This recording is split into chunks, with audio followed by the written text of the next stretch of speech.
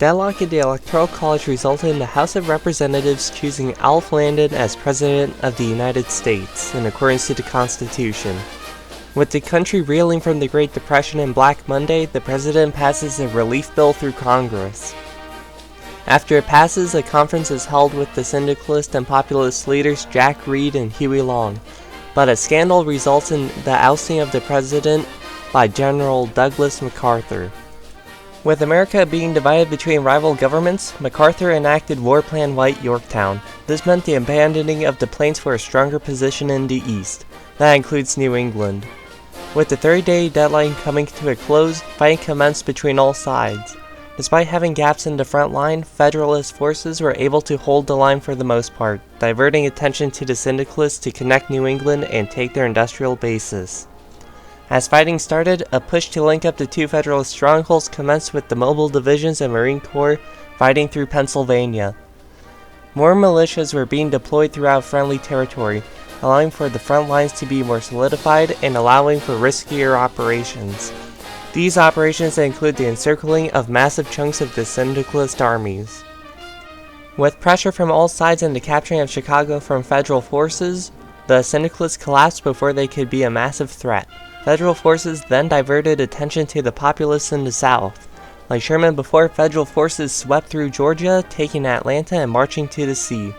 With Atlanta as a base of operations in the area, multiple offensives took place to further weaken the Union state.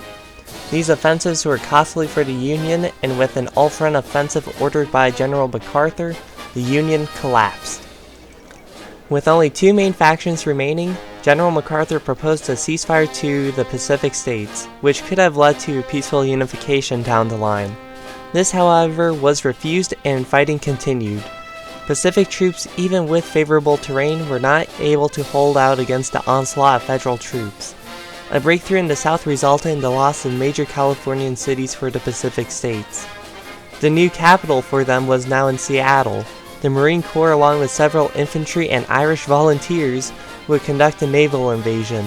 This naval invasion was extremely successful as the capture of Seattle and the surrounding areas, the Pacific states, and the fighting in America was finally over. Discussions on whether MacArthur will stay in power or not was answered when he stepped down from the presidency.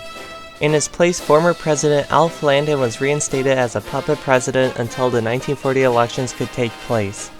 Hawaii would also rejoin the Union, meaning America was finally whole once again. The peace, however, would not last as Japan's territorial ambitions resulted in a simple ultimatum: give up the Pacific or war. Luckily, the U.S. Navy remained mostly intact throughout the war and was quickly rushed to Pearl Harbor. President Landon would reject the ultimatum as the Pacific garrisons waited for the Japanese attack. The defense of the Pacific resulted in some close land battles, but the naval battles proved costly for the Japanese. Island hopping commenced with some initial failures, such as the First Battle of Marcus Island. Guam, however, would be liberated back into American hands after being seized by the Japanese during the internal conflict in the U.S.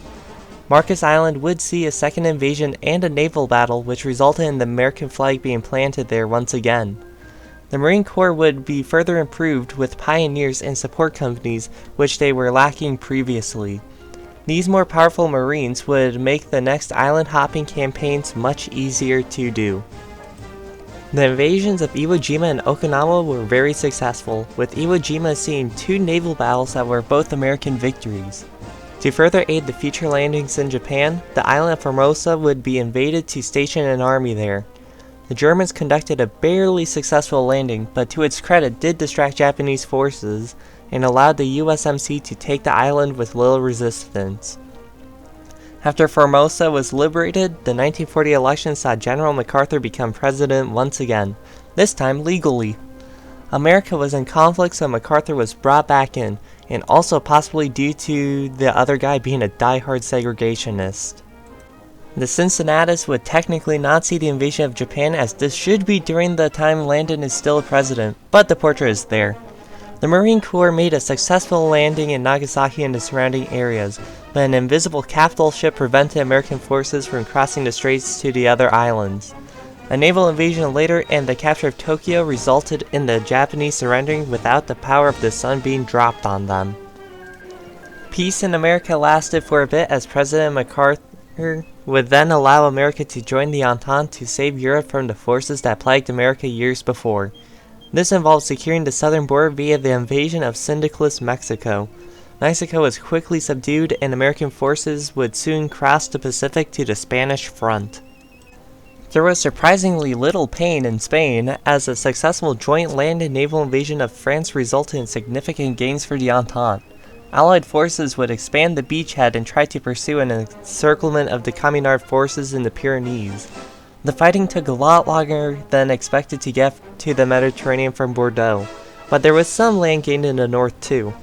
Eventually, a massive chunk of international forces would be encircled, resulting in catastrophic casualties for them. With only enough troops to hold the Germans, the French could not deal with the Entente, and the French then surrendered to the Germans, and not to the forces that, well, I don't know, shattered the front lines? After losing a ton of men in France, the Union of Britain could barely keep control of the home isles from a previous naval invasion. So when one was launched from France, they could not contain it and were soon capitulating to the Germans. There was one last syndicalist power in Europe, and that was Italy.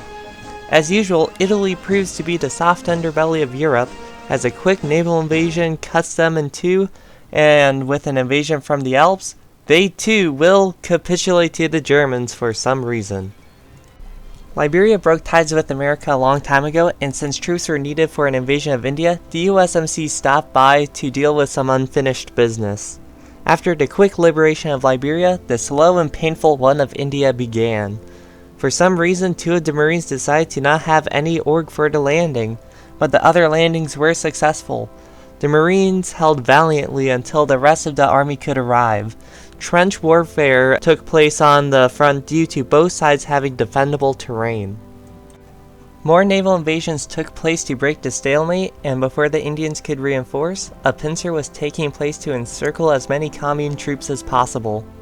With the Armored Corps attacking from the west and the 1st Infantry Army attacking from the east, with assistance from the USMC for both sides, the pincer closed in. This offensive actually proved to be quite successful, as many Indian troops were soon encircled and later destroyed.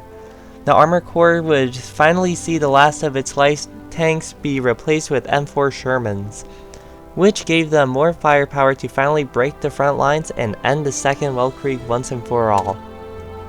Another massive encirclement decimated the Indian front lines, causing a ton of casualties for them. A massive all-front offensive was ordered, which took Delhi and Calcutta, finally ending the Internationale, and lasting peace for the Entente in America could finally happen, if the French don't declare war on the Germans for Alsace-Lorraine.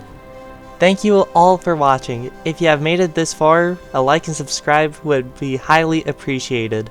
And this is Jonathan 800, signing out.